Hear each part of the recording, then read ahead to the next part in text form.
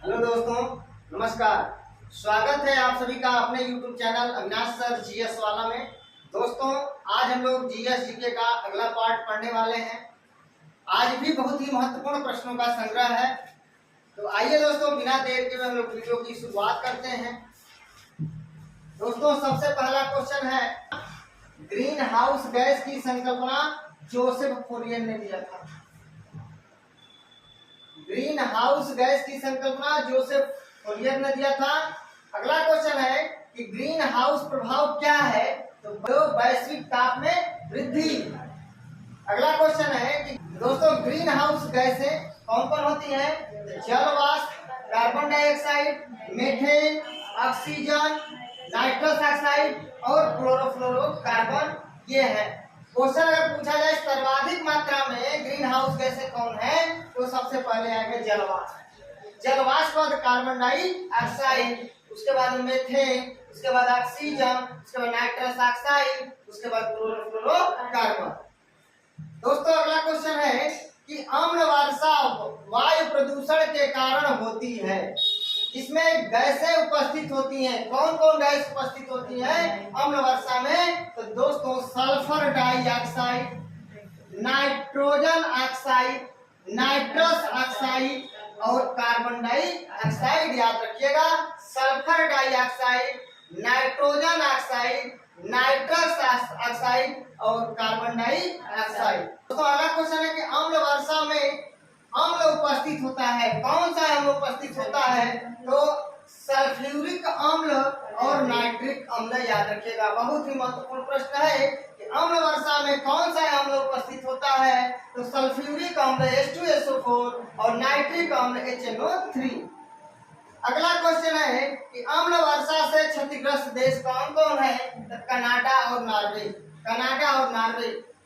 दोस्तों अम्ल वर्षा से सर्वाधिक प्रभावित देश कौन है? तो नॉर्वे है। नॉर्वे की राजधानी ओस्लो।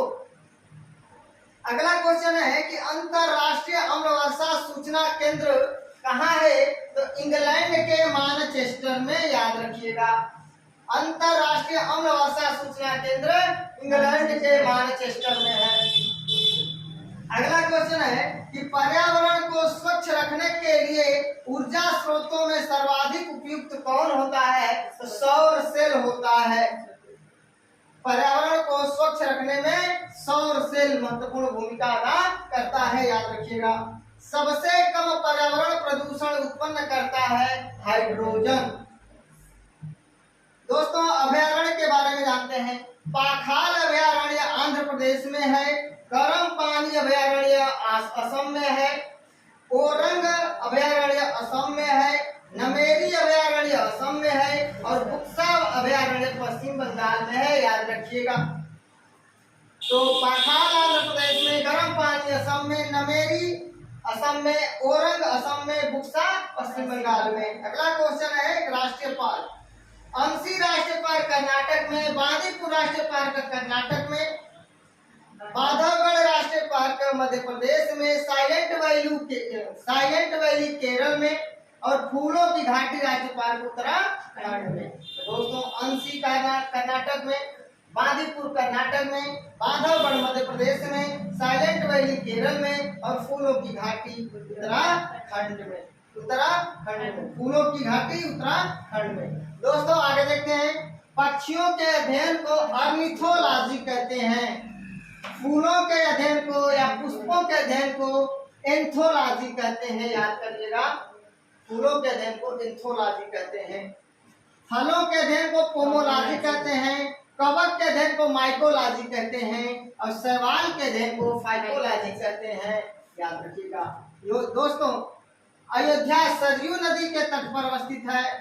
लखनऊ गोमती नदी के तट पर स्थित है। नासिक गोदावरी नदी के तट पर स्थित है और उज्जैन क्षिप्रा नदी के तट पर स्थित है और कटक महानदी के तट पर स्थित है।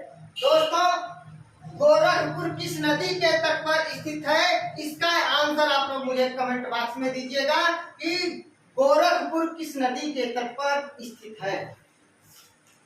दोस्तों अगला क्वेश्चन है, विश्व स्वास्थ्य दिवस 7 अप्रैल को मनाया जाता है। अंतरराष्ट्रीय योग दिवस 21 जून को मनाया जाता है। विश्व खाद्य दिवस 16 अक्टूबर को मनाया जाता है। विश्व एड्स दिवस 1 दिसंबर को मनाया जाता है और संयुक्त राष्ट्र संघ दिवस 24 अक्टूबर को मनाया जाता है। और दोस्तों विधि दिवस यानी कानून दिवस 26 नवंबर को मनाया जाता है, जिस दिन संविधान दिवस मनाया जाता है, याद रखिएगा। दोस्तों बिहार का शोक कोसी नदी को कहा गया है। पश्चिम बंगाल अर्थात बंगाल का शोक दामोदर को कहा गया है। झारखंड का शोक दामोदर को कहा गया है। उड़ीसा का शोक ब्राह्मणी नदी या महानदी को कहा गया है। अगर ऑप्शन में आपके ब्राह्मणी नदी नहीं रहेगा तो महानदी दिया रहेगा। दोस्तों असम का शोक ब्रह्मपुत्र नदी को कहा गया है और चीन का शोक वांगहो नदी को कहा गया है। चीन का शोक वांगहो नदी को कहा गया है। दोस्तों प्रमुख फसलों से संबंधित क्रांतियां, लाल क्रांति टमाटर या मांस से संबंधित है। गोल क्रांति आलू उत्पादन से संबंधित है। गुलाबी क्रांति प्याज उत्पादन से संबंधित है या झींगा मछली से संबंधित है, याद रखिएगा। गुलाबी क्रांति प्याज उत्पादन या झींगा मछली उत्पादन से संबंधित है। भूरी क्रांति उर्वरक से संबंधित है और रजत क्रांति अंडा से संबंधित है, याद रखिएगा। बहुत ही महत्वपूर्ण प्रश्न है। इसके पिछले वीडियो में मैंने खाद्यान्न उत्पादन, हरित क्रांति, श्वेत क्रांति, दुग्ध उत्पादन, मत्स्य से संबंधित आपका नीली क्रांति मैंने बता दिया है। दोस्तों राष्ट्रीय ध्वज को संविधान सभा द्वारा कब बनाया गया? तो 22 जुलाई 1947 को राष्ट्रीय ध्वज को संविधान सभा द्वारा कब बनाया गया? 22 जुलाई 1947 को। दोस्तों राष्ट्रीय ध्वज के चक्र का रंग नीला होता है, जो न्याय का प्रतीक होता है। राष्ट्रीय ध्वज के चक्र में आरों की संख्या अर्थात तीलियों की संख्या कितनी होती है? 24 होती है, याद रखिएगा 24।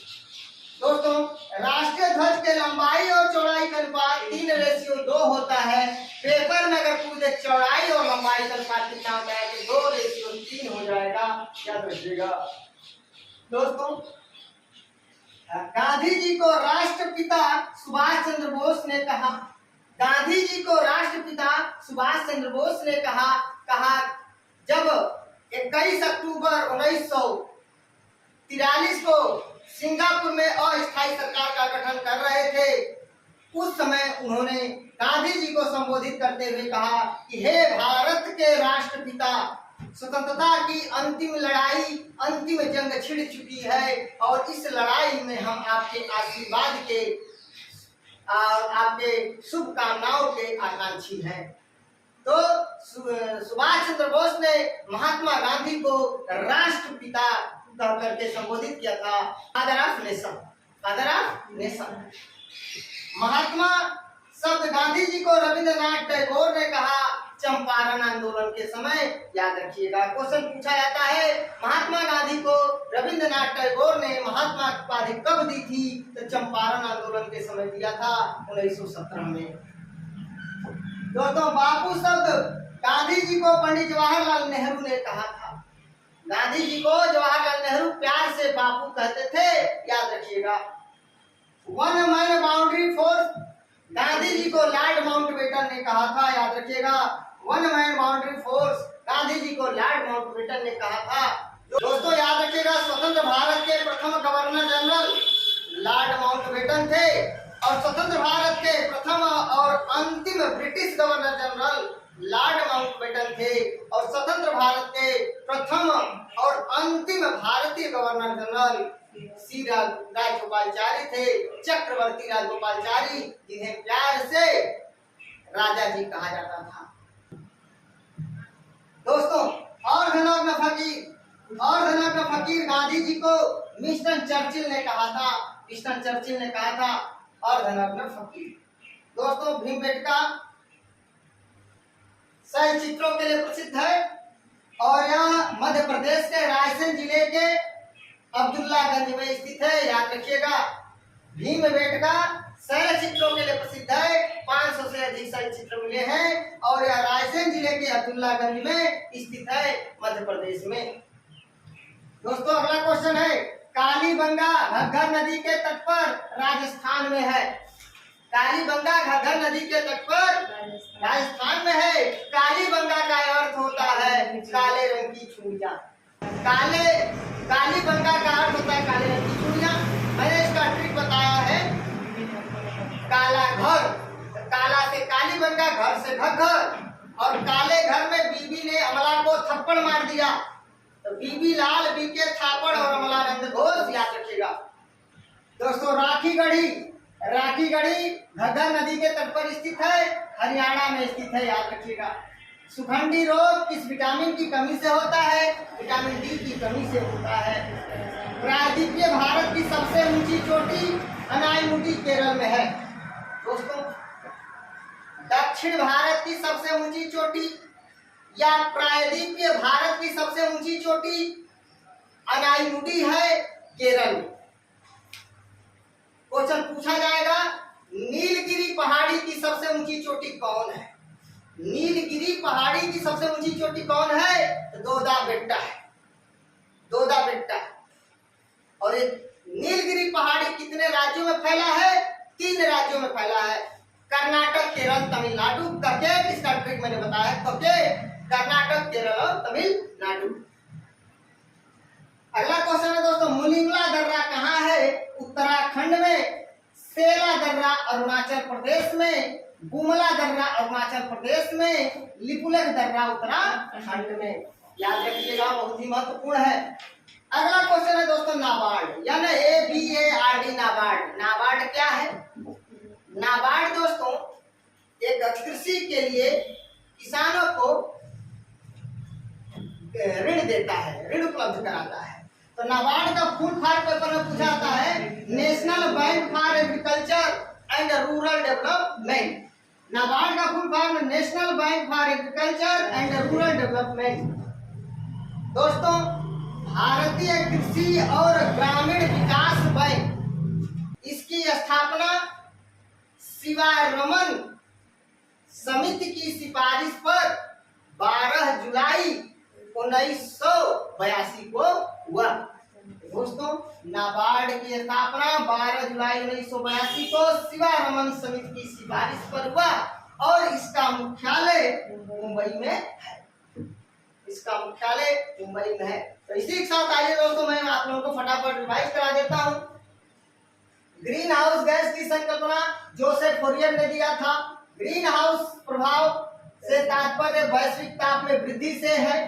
ग्रीन हाउस गैसें जल वाष्प, carbon dioxide, methane, oxygen, nitrous oxide और क्लोरोफ्लोरोकार्बन है। अम्ल वर्षा वायु प्रदूषण के कारण होती है, जिसमें sulphur dioxide, nitrous oxide, nitrogen dioxide और कार्बन डाइऑक्साइड उपस्थित होते हैं। दोस्तों अम्ल वर्षा वायु प्रदूषण के कारण होती है, जिसमें sulphur dioxide, nitrogen dioxide, nitrous oxide और कार्बन डाइऑक्साइड उपस्थित होता है। अम्ल वर्षा में अम्ल उपस्थित होता है, कौन कौन? सल्फ्यूरिक अम्ल और नाइट्रिक अम्ल। अम्ल वर्षा से क्षतिग्रस्त देश कनाडा और नॉर्वे है। अम्ल वर्षा से सर्वाधिक प्रभावी देश नॉर्वे है। अंतरराष्ट्रीय अम्ल वर्षा सूचना केंद्र मैनचेस्टर, इंग्लैंड में। पर्यावरण को स्वच्छ रखने के लिए ऊर्जा स्रोतों में सर्वाधिक उपयुक्त सौर सेल है। सबसे कम पर्यावरण प्रदूषण उत्पन्न करता है हाइड्रोजन।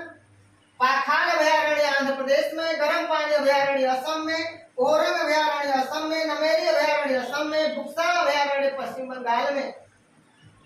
अंशी राष्ट्रीय पार्क कर्नाटक में। बांदीपुर राष्ट्रीय पार्क कर्नाटक में। बांधवगढ़ राष्ट्रीय पार्क मध्य प्रदेश में। साइलेंट वैली राष्ट्रीय पार्क केरल में और फूलों की घाटी राष्ट्रीय पार्क उत्तराखंड में। दोस्तों पक्षियों के अध्ययन को ऑर्निथोलॉजी, फूल के अध्ययन को एंथोलॉजी, फलों के अध्ययन को पोमोलॉजी, कवक के अध्ययन को माइकोलॉजी और शैवाल के अध्ययन को फाइकोलॉजी कहते हैं। मस्तिष्क के अध्ययन को फ्रेनोलॉजी कहते हैं। बागवानी को हार्टिकल्चर कहते हैं। सब्जियों के अध्ययन को ओलरीकल्चर कहते हैं, याद रखिएगा। दोस्तों सब्जियों के अध्ययन को ओलरीकल्चर कहते हैं। बागवानी के अध्ययन को हार्टिकल्चर कहते हैं। मस्तिष्क के अध्ययन को फ्रेनोलॉजी कहते हैं, याद रखिएगा।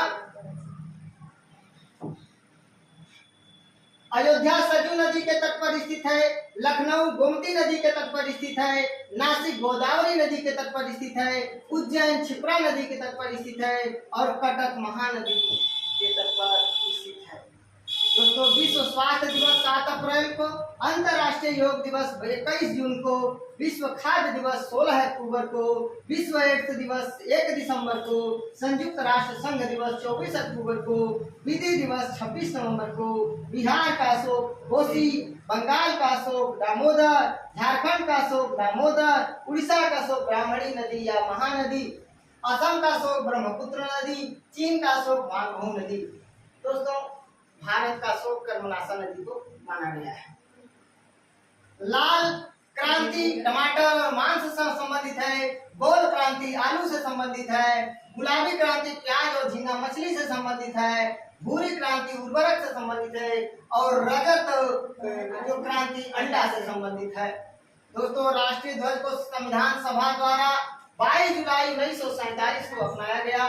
राष्ट्रीय ध्वज के चक्र का रंग नीला है। राष्ट्रीय ध्वज के चक्र में आरों की संख्या कितनी होती है? 24 तीलियां होती हैं। राष्ट्रीय ध्वज के लंबाई और चौड़ाई का अनुपात 3:2 होता है। दोस्तों, राष्ट्रपिता गांधी जी को सुभाष चंद्र बोस द्वारा कहा गया। महात्मा शब्द गांधी जी को रविंद्रनाथ टैगोर द्वारा चंपारण आंदोलन के समय कहा गया। बापू शब्द गांधी जी को पंडित जवाहरलाल नेहरू के द्वारा कहा गया। One man boundary for Gandhi ji को लॉर्ड माउंटबेटन द्वारा कहा गया और धनग्न फकीर गांधी जी को विंस्टन चर्चिल के द्वारा कहा गया। भीमबेटका रायसेन जिले के अब्दुल्लागंज में स्थित है, मध्य प्रदेश में। कालीबंगा घग्गर नदी के तट पर राजस्थान में। राखीगढ़ी घग्गर नदी के तट पर हरियाणा में। सुखंडी रोग विटामिन डी की कमी से होता है। प्रायद्वीपीय भारत की सबसे ऊंची चोटी अनाईमुखी है, केरल में। सेला दर्रा अरुणाचल प्रदेश में। मुनिंगला दर्रा उत्तराखंड में। बुंगला दर्रा अरुणाचल प्रदेश में। विपुलेश दर्रा उत्तराखंड में। दोस्तों, मैंने इसका ट्री बना रखा है उत्तराखंड के दर्रों का। मूल नीति माना था उत्तराखंड के डुंगरी में। उत्तराखंड का ट्रिक मैंने बना रखा है, वीडियो जाकर देख लीजिएगा कि मूल नीति माना था उत्तराखंड के डुंगरी में। और अरुणाचल प्रदेश का मैंने ट्रिक बना रखा है कि अरुण बाबू से 5 दिया लिया। हिमाचल प्रदेश का ट्रिक मैंने लिख रखा है, रोहित बड़ा शिप देखने हिमाचल गया। तो दोस्तों, इस तरह से ट्रिक बना करके दिया गया है, आपको वीडियो देख लीजिएगा। नाबार्ड का फुल फॉर्म होता है national bank for agriculture and rural development. राष्ट्रीय कृषि और ग्रामीण विकास बैंक की स्थापना 12 जुलाई 1982 को शिवारमन कमेटी की सिफारिश पर किया गया और इसका मुख्यालय मुंबई में है। तो दोस्तों, अगर स्क्रीनशॉट लेना चाहे तो स्क्रीनशॉट ले सकते हैं।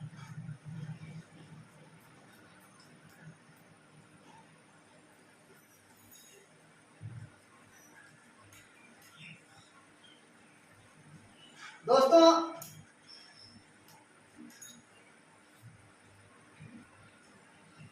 दो चार पांच प्रश्न मैं आपको रिवाइज करा देता हूं। भारत के प्रथम दलित राष्ट्रपति, भारत के प्रथम अनुसूचित जाति के राष्ट्रपति या भारत के प्रथम दलित राष्ट्रपति डॉक्टर के.आर. नारायणन। भारत के दूसरे दलित राष्ट्रपति या अनुसूचित जाति के राष्ट्रपति रामनाथ कोविंद। भारत के प्रथम मुस्लिम राष्ट्रपति या भारत के प्रथम अल्पसंख्यक राष्ट्रपति डॉक्टर जाकिर हुसैन। और भारत के ऐसे प्रथम राष्ट्रपति जो निर्विरोध निर्वाचित हुए हैं तो डॉक्टर नीलम संजीवा रेड्डी। भारत के एकमात्र राष्ट्रपति जो अब तक निर्विरोध निर्वाचित हुए हैं कौन है? डॉक्टर नीलम संजीवा रेड्डी। और भारत में दूसरे चक्र की मतगणना से राष्ट्रपति बनने वाले एकमात्र व्यक्ति बीबी गिरी हैं। दोस्तों, अगर आप लोगों को मेरा वीडियो अच्छा लगे प्लीज दोस्तों लाइक कमेंट शेयर करके मुझे सूची जरूर करिएगा। मिलते हैं नेक्स्ट वीडियो में, तब तक के लिए नमस्कार, धन्यवाद।